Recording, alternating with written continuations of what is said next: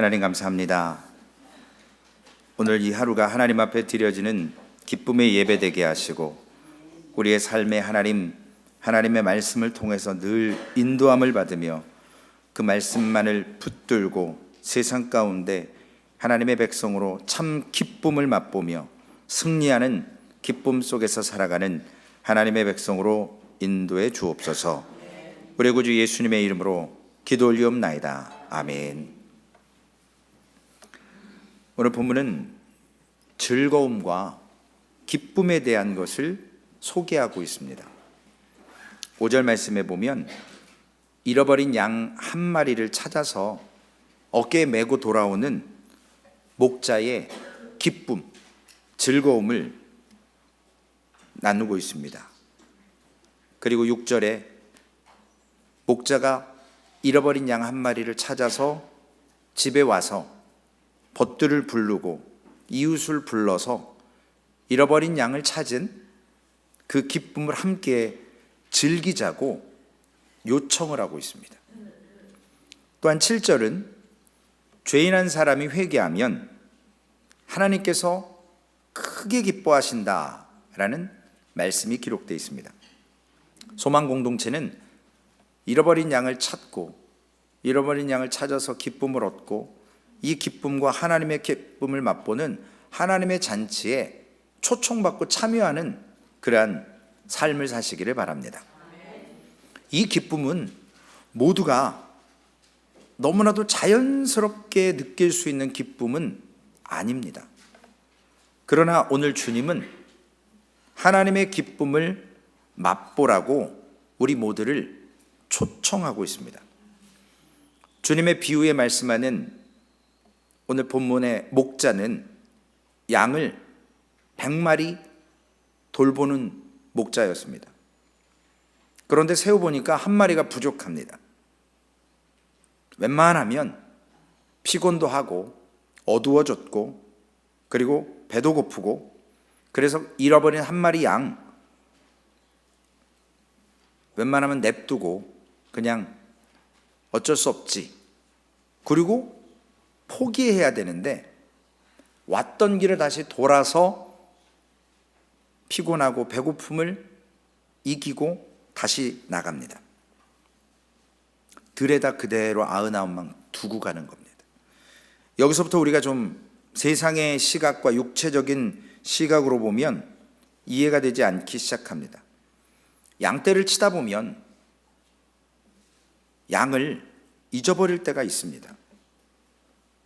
한 마리 찾겠다고 99마리를 들판에 두고 나가는 목자를 이해하기 쉽지 않습니다. 잃어버린 양이 예를 들어서 5마리나 10마리 어느 정도 된다면 그 가치가 크기 때문에 이해할 수 있지 모르겠지만 오늘 이런 관점에서 우리가 보는 목자는 이해하기가 쉽지 않습니다. 그런데 본문 누가복음 19장 10절에 보면 인자가 온 것은 잃어버린 자를 찾아 구원하려 함이니라. 물론 여기서 목자는 잃어버린 자를 찾아 구원하려 하시는 예수님을 의미하는 것이고요. 그리고 잃어버린 그 양은 오늘 찬양대의 찬양처럼 하나님을 멀리 떠나버린 죄인을 얘기하는 거예요. 그래서 목자는 찾기까지 찾아다니는 겁니다. Never give up, 포기하지 않는 거예요.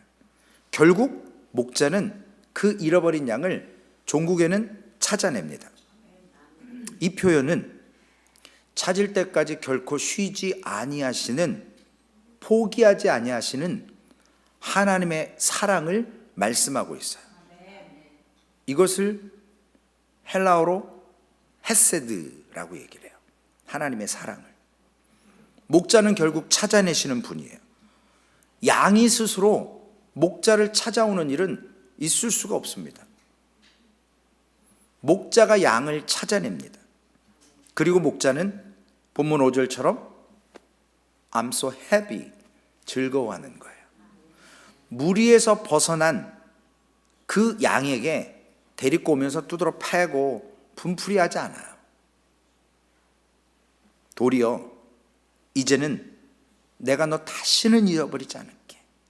내가 늘 너를 지켜보고 내가 너를 보호해 줄게 하는 심정으로 어깨에 둘러매고 즐거움으로 피곤하고 배고픔, 화남 이런 거 없이, 그리고 집에 와서는 이 모든 상황을 기뻐하면서 친구를 부르고 이웃을 불러서 잔치를 합니다.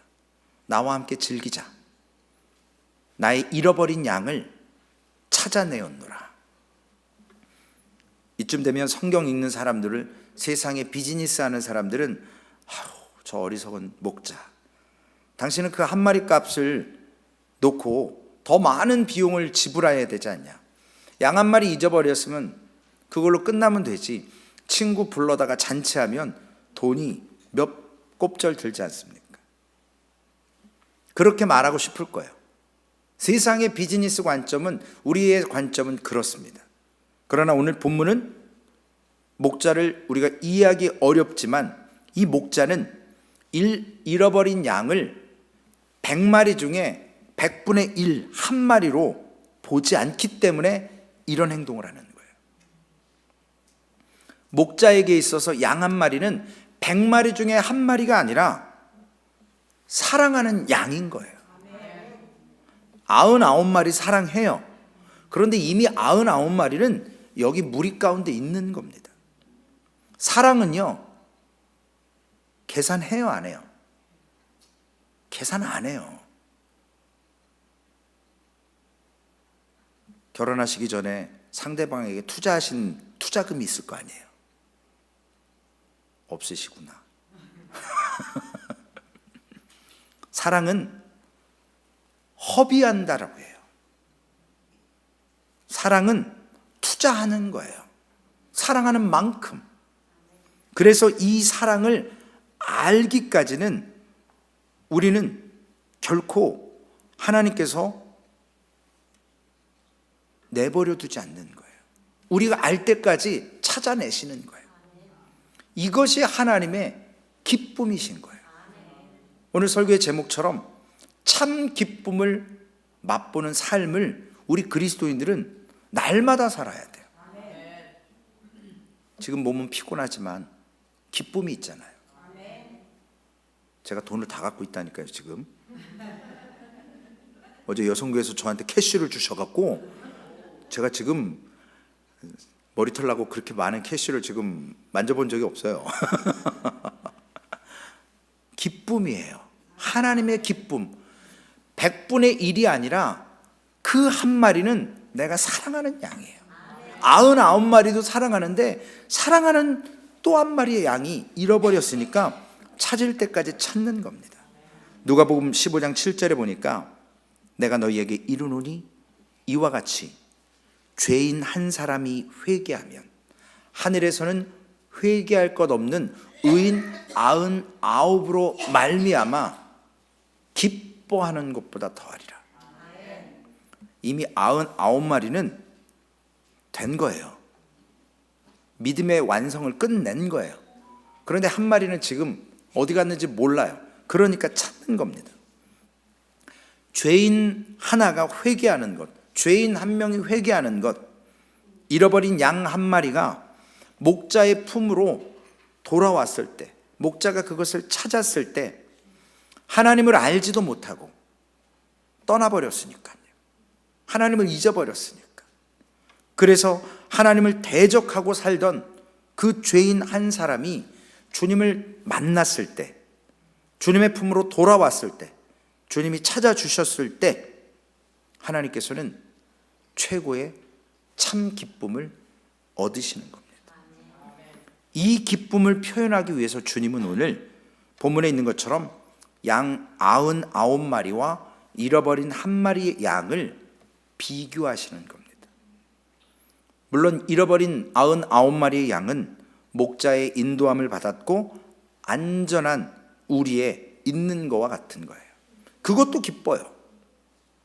그러나 회개할 것 없는 의인 99으로 말미암아 기뻐하는 것을 오늘 중점적으로 말씀하고 계십니다. 그런데 잃어버렸던 양 한 마리를 찾았을 때 목자의 기쁨은 이미 천국에 들어온 의인 99보다도 잃어버린 한 마리가 왔을 때 더 기쁘다라는 거예요. 왜냐하면 99마리는 이제 끝난 거거든요. 구원받은 거예요. 구원 못 받은 한 마리가 찾아졌을 때 하나님은 기쁘신 거예요. 누가복음 15장에는 세 가지의 메타포라고 해서 비유가 나와 있습니다. 지금 오늘 1절에서 7절까지의 말씀만 보면 이해가 되지 않는데 세 가지의 비유를 다 통틀어서 보면 우리가 먼저는 잃어버린 양이 나오고요. 그리고 잃어버린 드라크마, 당시의 화폐 가치, 우리로 얘기하면 뭐 페니, 다임, 니끌 뭐 이런 거예요. 잃어버린 은전, 그리고 마지막으로는 우리가 너무나도 잘 아는 잃어버린 탕자 이야기. 제가 언젠가 꼭 이 설교를 한번 할 겁니다.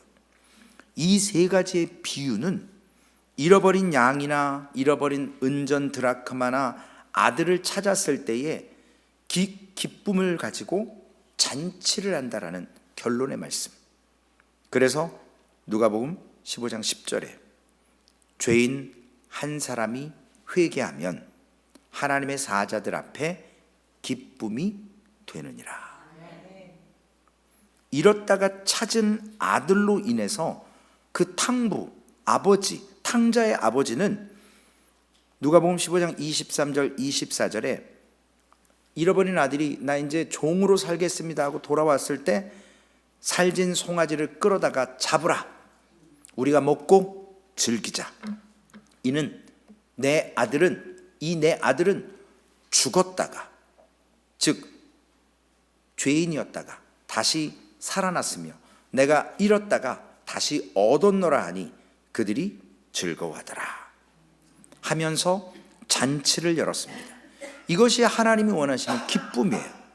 그래서 이 주님이 세 가지의 비유를 통해서 우리 모든 그리스도인들과 믿지 않는 사람들을 하나님 앞으로 기쁨을 하나님이 얻으시기 위해서 우리를 초청하시는 겁니다.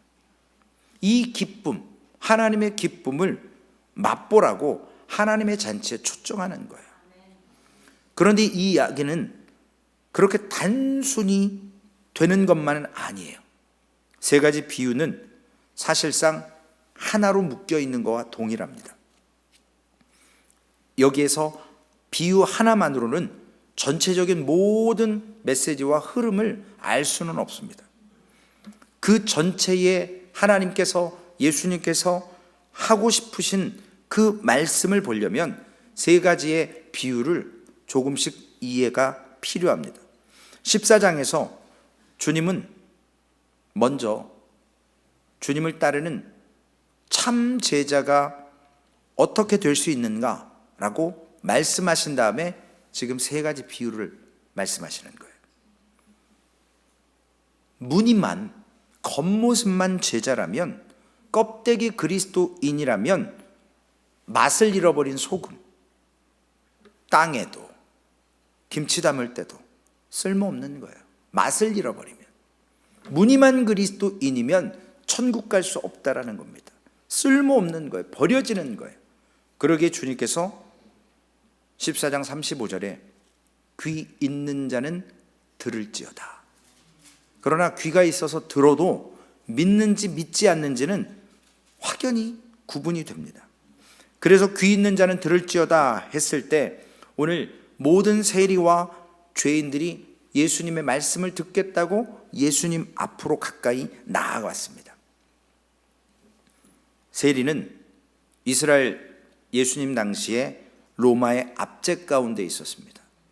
그래서 이스라엘 백성들에게 있어서 우리 한국으로 얘기하면 일본 앞잡이하고 똑같은 거예요. 우리나라 사람이지만 지금 기억나는 게 뭐 이완용 뭐 이런 진짜 한국 모습은 한국 사람이지만 속은 일본 앞에 서가지고 이익을 취한 자들이잖아요.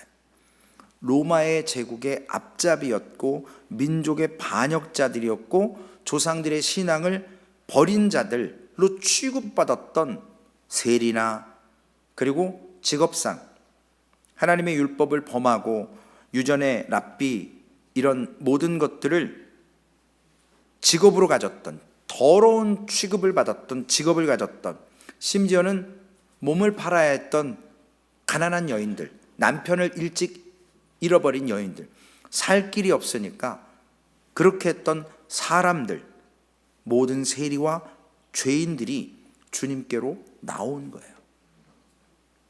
그런데 말씀을 듣겠다고 나온 이런 사람들 봤을 때 그 뒤에는 수군거리는 사람들이 많았어요.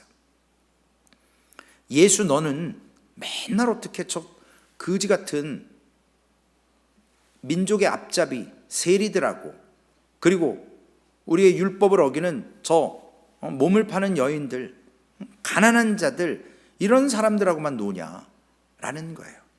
그래서 뒤에서 그렇게 비방했던 자들이 우리가 성경에서 이야기하는 바리새인들과 서기관들, 오히려 말씀을 더 많이 귀가 있어서 듣고 암송하고 안다라고 하는 사람들이 세리와 그런 부류의 연약한 자들을 예수님께 나아간다고 더 비방했습니다. 예수님이 심지어는 그들과 같이 음식 먹는다고 수군거렸고 비난했습니다. 그러나 비방하는 바리새인과 서기관들이야말로 겉모습은 말씀을 많이 알고 율법적으로 금식하고 예배한다고 했지만 그들은 무늬만 그리스도인 거예요.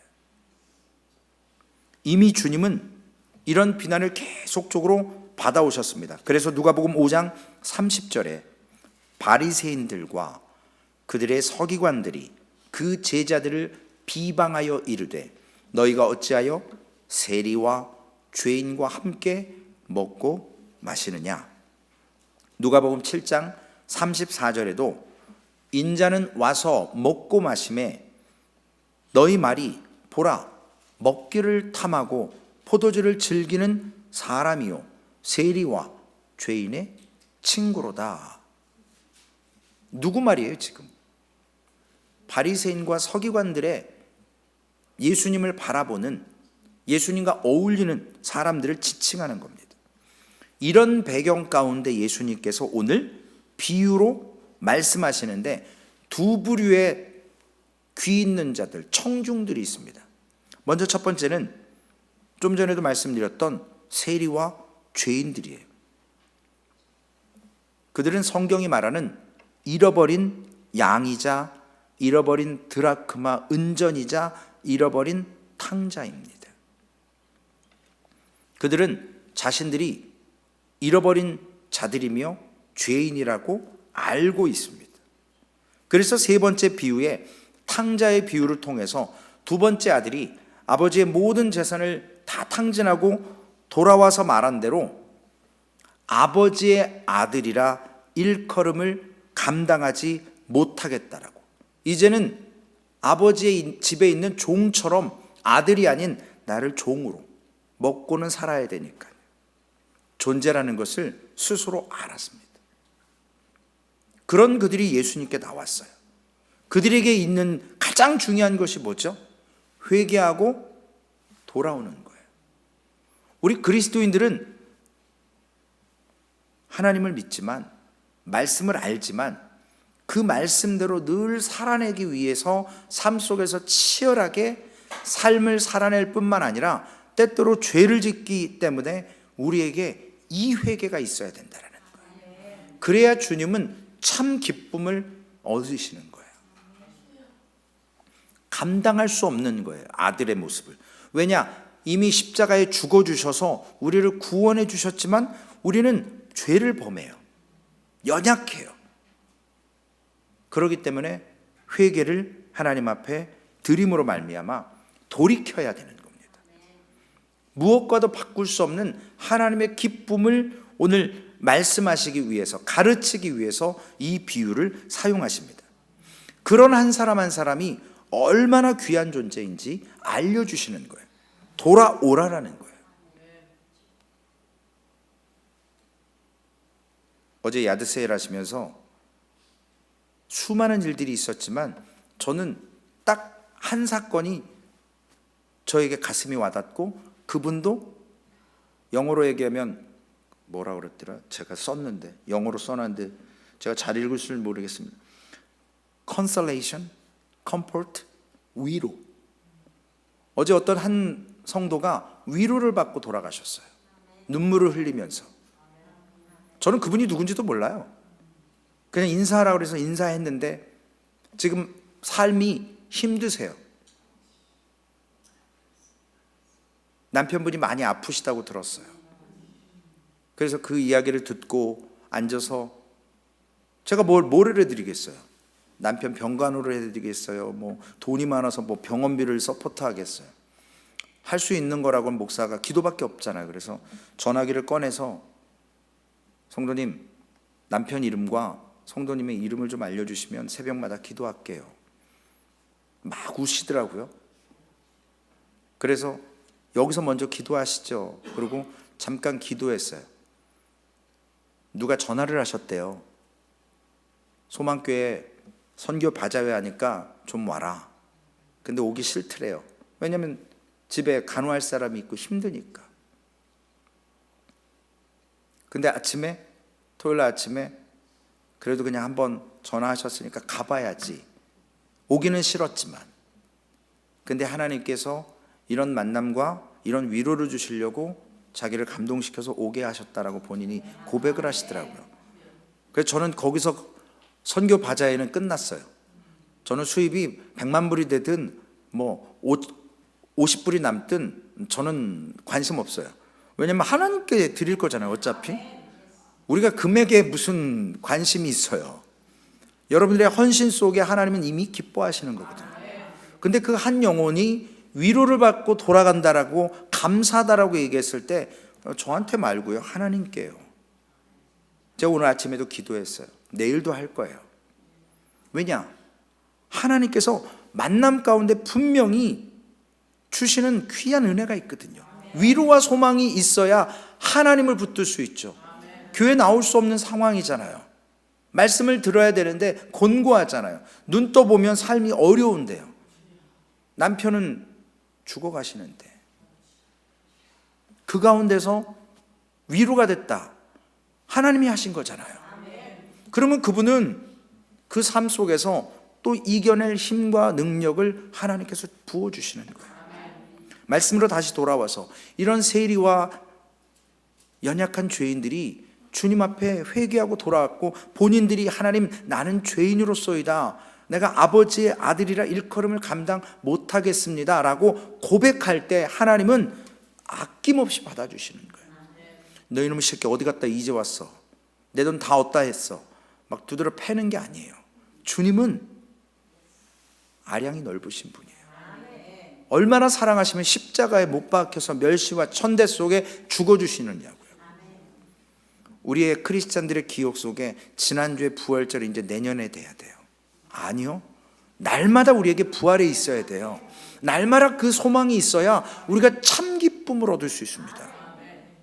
오늘 다른 한편에 있었던 비방하고 그리고 수군거렸던 바리새인과 서기관들은, 그들이 이렇게, 너희들은 자신들이 우리 안에서 목자의 인도함을 받는 양이라고 생각하지만 너희는 너희 집안에서 여러 해 동안 탕자의 형처럼 아버지의 명을 어김없이 섬기고 있다고 스스로 생각하지만 너희들의 실상은 진짜 잃어버린 자고 진짜 죄인이라는 사실을 탕자의 사건을 통해서, 첫 번째 아들의 행동을 통해서, 그의 언어를 통해서 진정한 복음이 무엇이고 진정한 너의 스테러스, 너의 지금 신분의 상태가 뭐냐고 설명하시는 거예요.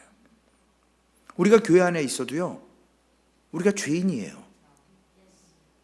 우리가 교회 나와서 성경책 들고 거룩하게 걸어 다닌다고 해도 하나님은 아시거든요. 그 사람이 진짜 회개하는 자냐, 그 사람이 정말 교회를 어떤 목적을 가지고 나오느냐. 제가 아는 어떤 지역은요, 사업을 하려면 큰 교회 가야 돼요. 예배 끝나고 자기 네임카드 뿌려요. 저는 충격이었어요. 야, 이 인간들이 돈 벌려고, 죄송해요, 이런 언어 쓰면 안 되는데 정말 우라가치밀더라고요. 아니, 교회 나오는 목적이 구원에 대한, 하나님의 은혜에 대한 그 믿음을 가지고 말씀을 따라가겠다고 하는 것이 아니라 돈 벌려고 교회를 나오는 거예요. 성경이 말하는 바리새인과 서기관들이에요. 감히 하나님 앞에 나오지도 못하고 성전 기둥에 숨어서 주님, 나는 죄인으로소이다, 고개도 못 들고 눈물을 흘리는 사람들, 그 사람들을 주님은 반드시 찾아내십니다. 그래서 이와 같은, 자신은 이미 말씀을 많이 알고, 목사들도 그래요. 지금 한국에 정말 제가 이 표현 쓰면 좀 그렇지만, 워싱턴에 어떤 분이 알려주신 건데 거지 발사기 같대요. 저는 거지 발사기가 뭔지를 잘 모르는데 인터넷에서 찾아봤더니 신발을 신을 수 없으니까 신발을 덧대고 그 거지 발사기래요. 저도 안 간, 진짜 사람 같지도 않은 흉내내는 거짓 목회자들 엄청 많잖아요. 복음을 전하는 것처럼 하면서, 아니, 교회 땅 그거 해놓고 몇백억씩 받아내려고 또 다른 땅 살려고 그러고, 저는 잘 몰라요, 솔직히. 관심도 없어요. 정치에 관여하든 말든. 그러나 목사는 정치에 관여하면 안 돼요. 왜? 하나님의 말씀을 선포하라고 세워줬지 정치하라고 세우지 않았어요. 물론 정치하는 목사들도 필요할 수도 있겠죠, 사회 속에서. 그러나 하나님의 말씀 속에 위정자들을 위해서 기도하라고 돼 있지 니들이 정치해라라고 하지는 않으신 것 같아요. 혹시 그런 문구 있으면 저한테 좀 알려주세요. 제가 잘못한 거니까. 하나님께서는 이런 큰아들과 같은 분노하는 자들, 주님 옆에는 있는 것 같아요. 아버지와 같이 살아요. 그러나 탕자처럼 돈 다 쓰고 아버지의 명을 안 어기지만 그는 구원받기가 힘들어요. 우리로 얘기하면 교회는 나오지만, 헌신은 하지만, 신앙생활 하지만 무늬만 크리스찬인 경우가 있다라는 거예요. 아버지 옆에 있었어요. 그런데 돌아온 탕자를 기뻐해야죠? 기뻐하지 않아요. 아버지, 나를 위해서 뭐 하나 친구들과 잔치하게 해준 적이 있냐고요. 생각해 보세요. 영적으로 그 상속 그 아들 거예요. 다 정말 시샘말로 아버지 돌아가시면 다 자기 거예요. 근데 그거 못 기다리는 거예요. 당장 달래는 거예요. 당장. 성경의 이런 말씀을 통해서 첫째 아들은 분노하는 거예요. 아버지의 행동에 대해서, 아버지의 사랑 헤세드에 대해서. 여러분, 현실로 비유할게요. 준숙 성도님 죄송해요. 제가 원고에 없는 얘기를 해요. 지금 막 계속. 여러분 보세요. 우리가 바자회를 해요. 선교를 해요. 예배를 드려요. 신앙생활을 해요. 그런데 어떤 성도가 믿음으로 잘 자라려고 하는데 옆에서 자꾸 지적해요. 비방해요. 못 자라게. 나만큼 내 위치에 올라오지 못하도록, 첫 번째 아들처럼. 그러면 안 되거든요.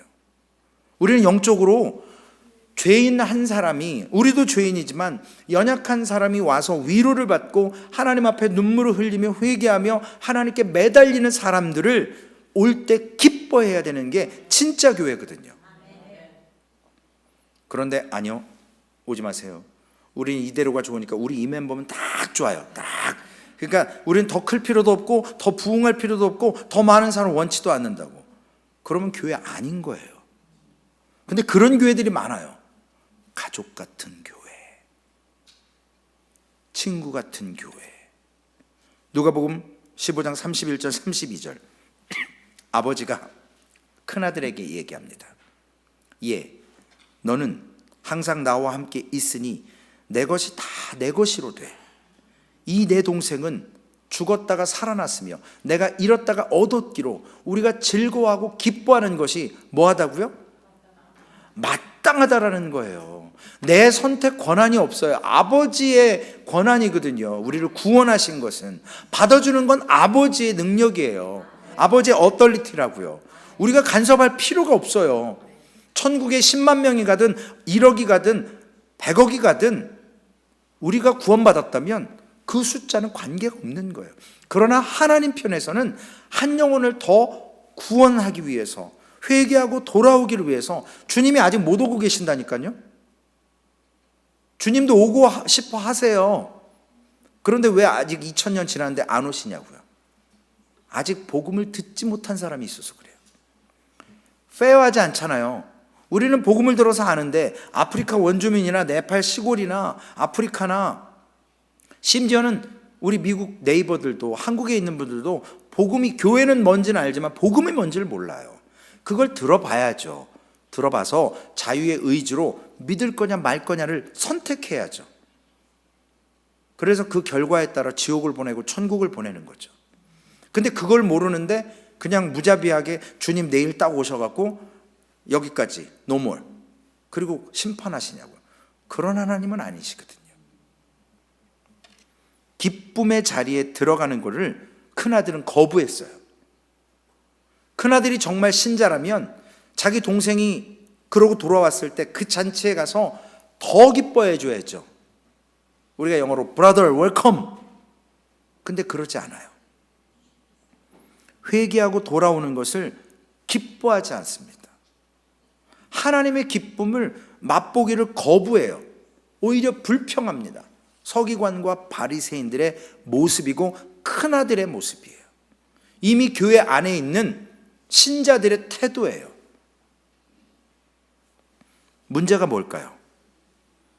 교회 안에 있으면서도 99마리이면서도 나에 대한 무지, 나에 대한 착각 때문에 그래요. 우리도 죄인이거든요. 우리도 죄인이에요. 안전하다고요? 아니요. 여러분 모르시죠? 장례식을 많이 가셔야 돼요. 그래야 사람이 정신이 번쩍번쩍 들어요. 왜? 잘 믿어요. 마지막에 예수님 부인하고 가는 사람들 너무나 많아요. 평생을 안 믿어요. 근데 마지막에 철저하게 회개하고 눈물 쏟으며 하나님 잘못했다고, 나를 불쌍히 여겨달라고 그러면서 예수 그리스도를 영접하고 너무나도 평안하게 주님의 영접을 받는 자들이 있어요. 저는 장례식을 너무나도 많이 해봤기 때문에 그럴 때마다 유심히 마지막에 임종의 모습을 봅니다. 설교하면서도 봐요. 물론 선포하죠. 회개해야 된다고. 확연히 보여요. 아, 이 사람은 진짜 천국 가겠구나. 아, 이 사람은 안 되겠구나. 얼마나 안타까운지 몰라요. 며칠 전에 제 친구 목사님, 나이는 저보다 한 10살 정도 많으신데 늦게 신학하셔서 미국 와서 이제 사김을 하는데 그 목사님 전화가 왔어요. 지난 화요일 날 밤에 성경 공부 끝났는데, 목사님, 교회 장례식이 생겼는데 돌아가신 분이 안 믿는데요. 가족은 믿는데 어떻게 설교해야 되냐요.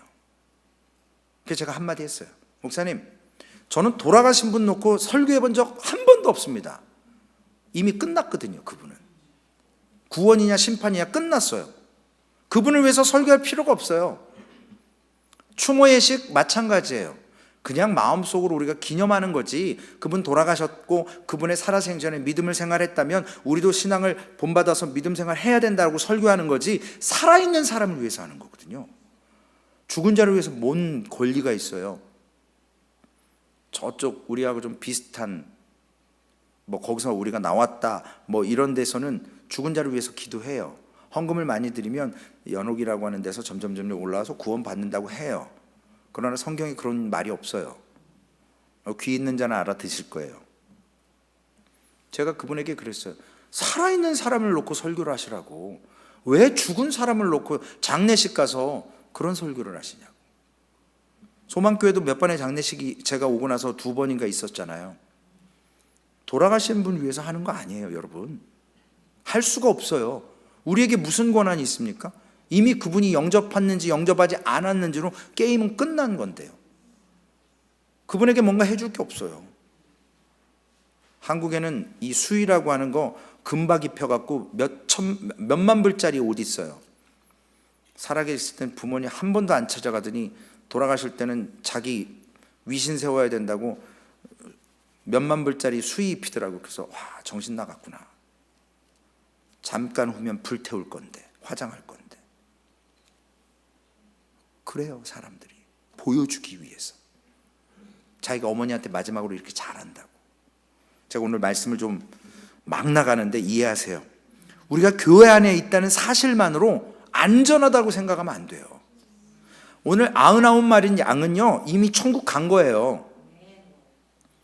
우리는 아직 못 갔어요. 난 예시예요. 그러면 교회 오래 다녔다는 것 때문에, 내가 어떤 직분의 타이틀을 갖고 있다는 것 때문에, 내 경력 때문에 하나님의 기쁨에 동참 못하는 사람이 있다라는 거예요. 자기들이 다 심판자니에요. 판결, 비판해요. 분별해요. 자기네들이. 좋은 분별이 아니라.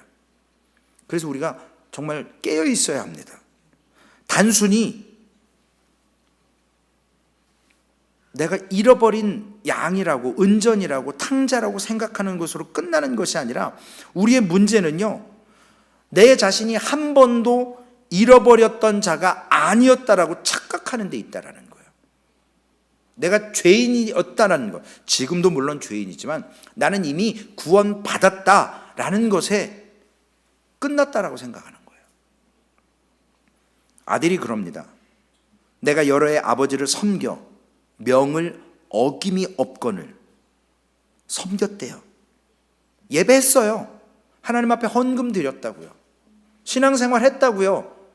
그런데 그 큰아들은요, 아버지에게 순종했다고 했지만 참 기쁨, 돌아온 탕자, 동생을 기쁨으로 맞이하지 못했다면 그도 바리새인이고, 그도 서기관이고, 그도 무늬만 그리스도인인 거예요. 성경책만 들고 다닌 거예요. 이 모습은 아버지가 원하는 모습이 아니에요. 아버지는요, 오늘 설교의 제목처럼 참 기쁨을 맛보는 삶을 날마다 누리라는 거예요. 고난 가운데서. 여러분 얼마나 피곤하세요? 힘드세요? 저도 힘들더라고요, 솔직히. 저도 사람이라 성도님들보다 한참 연소하고 젊지만 진짜 힘들더라고요. 그럼에도 불구하고 저는 어제 그 한 성도님, 여러분들의 수고와 헌신을 알아요, 제가. 그런데 여러분들은 이미 들어와 있잖아요. 오늘 설교 말씀처럼 안전하다고 생각은 하지 마시고 경각심을 가지시고, 그 잃어버린 상처받은 상한 심령이 위로받았다라고 하나님을 다시금 기억한다고 하는 글 한마디 속에 저는 게임 끝났어요. 그걸로 만족이에요. 힘들고 잠 못 잔 거 대충해. 제가 요즘에 말씀드리는 단어가 있잖아요. 3가지. 뭐죠? 요즘에 제가 3가지 맨날 말씀드리잖아요. 함께, 세움, 나눔. 주의를 함께 하는 거예요. 바자회 하면서 저 설거지 하는데 너무 기쁘더라고요, 진짜. 저 원래 설거지 잘해요. 성도님들하고 함께 하는 거예요. 제가 한국에 있었을 때는 폼 잡고 앉아 있었어요. 제가 안 해도 다른 부교육자들이 많고 저는 수석이니까 니들이 해 그러고 오더 내리고 저는 시원한 에어컨 앞에 앉아 있었어요. 근데 미국 와 보니까 제가 잘못 살았더라고요. 깨닫는 거예요. 저도 훈련 받는 거예요, 지금. 성도님들하고 함께 할 때 참 기쁘더라고요. 저도 나름 힘들어요. 미리미리 설교 준비 다 해놔야 되고요. 잠 안 자고 여러분들하고 같이 하루 종일 있어야 되고, 일은 많이 안 하지만 하나님 앞에 우리가 명을 어긴 것 같지 않았지만 그 아버지하고 큰아들하고 소통이 없었어요. 아버지 마음을 모르잖아요, 아들이 같이 있으면서. 우리 성도님들하고 저 같이 있으면 서로 마음을 알아가는 거예요. 일만 열심히 하는 게 중요한 게 아니고요, 서로의 마음을 살피고 회복시키고 나누고 세우는 것, 그게 헤세드입니다. 누가복음 15장 7절에 보면 우리가 참 자신 넘치도록 살아가는 삶을 통해서도 있지만 이 큰아들이 참 문제인 거거든요. 작은 아들도 문제지만 작은 아들은 돌아오잖아요. 깨닫고 회개하고. 내가 너희에게 이르노니 이와 같이 죄인 한 사람이 회개하면 하늘에서 회개할 것 없는 의인 99으로 말미암아 기뻐하는 것보다 더하리라. 죄인 한 사람 회개하는 것 하나님이 원하시는 거예요. 여러분, 새로운 사람이 한 번 와서, 제가 어제 그분에게 그 말씀 드렸어요. 소망교회 안 나오셔도 돼요. 제가 성도님에게 잘 보이려고 교회 나오기 위해서 미끼 던지는 거 아니에요. 저 절대 그런 마음 없어요. 하나님 앞에 교회 안 나오셔도 돼요. 소망교회 다른 교회 다니시든 집에서 예배 드리션 그거 저하고 상관없어요. 그러나 하나님은 성도님을 사랑하십니다. 하나님 믿으시잖아요. 지금 잠깐 교회 못 나가는 형편이지. 그런데 그 가운데 위로를 받았다? 그러면 하나님 앞에 더욱더 매달리세요. 시한부 삶이에요. 그러나 시간이 지날수록 힘드실 수 있어요. 하나님이 하실 수 있으면 살리시겠죠. 그건 우리 손에 없어요. 그러나 하나님께서 하시는 상황 가운데 우리가 불평과 불만, 잃어버린 한 양 찾아왔다고 99이 불평해서는 안 된다라는 거예요. 어려운 상황 준다고 불평해서는 안 된다라는 거예요. 왜냐? 하나님께서 우리 각자에게 맡겨주신 우리의 십자가예요. 우리를 다루시기 위해서, 빚어가기 위해서. 베드로전서 2장 25절에 너희가 전에는 양과 같이 길을 잃었더니 이제는 너희의 목자와 감독 되신 이에게 어떻게 했습니까? 돌아왔느니라. 얼마나 귀한 말씀이에요.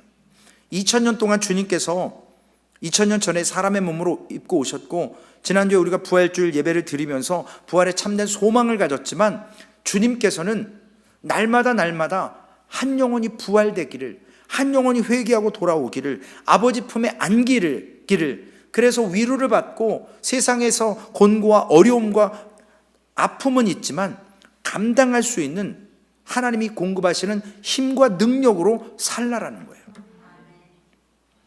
바자회 하시고 교회 행사하시고 나 예배 못 나와, 나 안 해, 그러면 바자회 참석 안 하시는 게 좋은 거예요. 예배를 나오시는 게 중요한 거예요. 우리가 왜 바자회 하는데요? 잃어버린 한 영혼이 회복되기를, 복음을 모르는 자를 복음을 듣게 하기 위해서 선교 펀드, 미션 펀드를 만드는 건데, 우리가 예배 안 드린다? 일하고? 그건 잘못된 거예요. 그래서 토요일 새벽 예배 7시인데 6시로 왜 옮겼게요? 한 번이지만 예배 드리고 하자라는 거예요. 예배에 목숨을 걸어야 돼요. 왜냐? 귀 있는 자는 말씀을 들어야 되거든요. 말씀을 들어도 안 돼요. 회개가, 하나님의 때가 있어요. 회개할 때가 있다라는 거예요. 하나님의 참된 기쁨을 맛보는 소망교회는 둘째 아들이 왔을 때처럼 잔치집이 되어야 됩니다. 바라기는, 죄송해요, 또 시험 들지 마세요. 음식만 잔치집인데 지금 음식은 매주 썬데이에 잔치집이잖아요. 우리의 심령도 잔치집이 되어야 돼요. 하나님은 그걸 더 원하세요. 하나님은 거기에 목숨을 거세요. 그래서 우리를 먼저 된 자로 만들어 주시는 거예요. 빚어 가시는 거예요. 그러나 먼저 된 자도 나중 될 수 있어요. 조심하셔야 돼요. 선줄로 생각한즉 넘어질까 조심하라 그랬어요. 우리 날마다 돌아보고 돌아봐야 돼요. 저도 알아요. 우리 성도님들 바자회 하면서 기뻐하시고 힘들어하시고 그 모습 보면서 제가 말은 안 해요. 그러나 제가 보면 알아요. 잘 감당하시더라고요.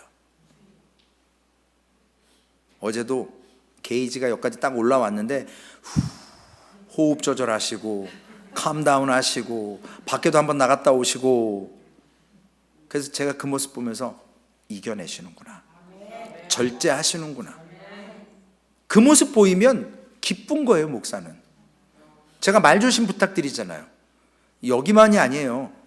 사방 온 군대가 말 때문에, 소문 때문에 아주 그냥 무너져요. 교회들이 오늘도 나오잖아요. 비방. 말하는 것보다 안 하는 게 좋은 거예요. 네. 말을 하려면 사람의 장점을, 칭찬을, 격려를 세우는 말을 해야 돼요. 우리 태준이 막 왔다 갔다 하잖아요. 경배와 찬양할 때 왔다 갔다 하잖아요. 저놈 새끼 저거 왜 저렇게 예배를 받... 그게 아니라 찬양을 듣고 드럼을 치고 싶어하고 악기, 오늘은 우리 황 집사님한테 꽂히셔가지고 저 미디어 쪽에 올라가서 그 컴퓨터하고 저런 거를 막 저게 어떻게 되는지를 궁금한 거예요. 잘 키워야 돼요. 나중에 태준이가 뭐가 될지 어떻게 알아요? 주한이가 뭐가 될지 어떻게 아냐고요? 핸드릭이 어떻게 될지 어떻게 아냐고요? 그 아이들을 잘 키워야 돼요. 결론의 말씀입니다. 오늘뿐 아니라 우리가 매주일 죄로부터 회개하려고 몸부림치는 영혼들을 위해서 기도하고 그 영혼이 들어왔을 때 기쁨으로 맞이고 그분이 세워지고 함께하고 세움과 나눔을 통해서 소망교회는 물질이나 하나님의 은혜나 능력이 우리가 품고 있는 게 아니라 흘려보내서 나눠야 돼요. 선교지로. 그래야 하나님이 채워주세요. 사랑은 쓰고 빌려주면 더 채워진다 그랬어요. 제가 목사 같지 않은 목사면 어제 그 돈 갖고 도망갔어야죠. 물질에 눈이 어두웠으면. 근데 그게 돈으로 안 보이는 거예요. 저는 이렇게 꾸깃꾸깃한 그냥 종이로 보이는 거예요. 그래서 이게 돈인지 뭔지 원래 돈에 관심도 없고요. 예. 그냥 굶지만 않으면 되고. 목적이 어딨냐고. 우리가 주의 복음이 있는 거예요. 기쁨이 있는 거예요. 아무리 힘들어도 기쁘면요. 제가 성도님들 쳐다보면서 어제 이랬어요. 그랬더니 이러시더라고요. 뭐 그걸로 끝난 거지 뭐 제가 상금 드릴 거예요? 뭐 할 거예요? 주의 일인데 제 일이냐고요. 여러분들이 은혜 받으시고 여러분들이 회복되시고 여러분들이 세워지는 거예요. 기도하겠습니다. 하나님, 첫째 아들이 아버지와 함께 있었지만 은혜 안에 있었다고 착각했지만 바리새인과 서기관들이 하나님의 말씀을 너무 잘 지키고 너무 많이 알고 있었지만 메시아로 오신 예수 그리스도를 영접하지 않았습니다. 오히려 그분을 비방했습니다. 오히려 그분을 십자가에 못 박았습니다. 주님, 우리가 교회 안에 있지만 우리가 믿는다고 하지만 말씀을 듣지만 하나님, 참으로 하나님이 원하시는 게 무엇일까 우리가 생각해야 합니다. 우리만 구원받고 우리만 소망교회가 잘 되는 것이 하나님 절대 기뻐하시는 게 아니라는 것을 오늘 성경은 세 가지의 비유를 통해서 말씀하십니다. 99마리 두고 잃어버린 한 마리를 찾았을 때 그 목자가 너무나 기뻐했고 돌아온 탕자를 맞이한 아버지 너무 기뻐했고 잃어버린 드라크마 찾은 그 여인이 너무너무 기뻐했습니다. 이것이 주님의 마음이고 이것이 하나님의 사랑 헤세드입니다. 하나님, 소망교회는 연약한 자가 일어날 때 참 기쁨을 얻으시는 하나님처럼 우리도 아버지의 마음을 알아서 아버지의 시선이 머무는 곳을 알아서 아버지의 발걸음이 닿는 곳을 우리가 아버지 하나님 물질로 선교하고 기도로 서포트하게 하셔서 하나님의 마음을 알아가게 하여 주옵소서. 그래서 참된 기쁨을 맛보는 믿음의 삶 되게 하여 주옵소서. 아버지 하나님, 시험 있습니다. 예수 믿는다고 잘 되는 거 아닙니다. 예수 믿어도 더 곤고하고 더 드라이해지고 어려워집니다. 그러나 하나님, 그 가운데 새벽의 이슬처럼 우리에게 기쁨을 주시고 새벽의 이슬처럼 한 영혼이 돌아왔을 때 하나님 참된 은혜를 알게 하시고 어떤 연약한 영혼이 어떤 답답한 심령을 가진 영혼이 위로함을 받았다면 하나님 얼마나 하나님 기뻐하셨겠습니까? 하나님, 우리 소망교회는 이와 같은 하나님의 사람들이 세워지고 우리도 선줄로 생각한 지 넘어질까 조심하게 하시고 먼저 됐다라고 자랑하지 않게 하시고 나중된 자가 세워지는 놀라운 역사가 있는 하나님의 소망교회 되게 하여 주시옵소서.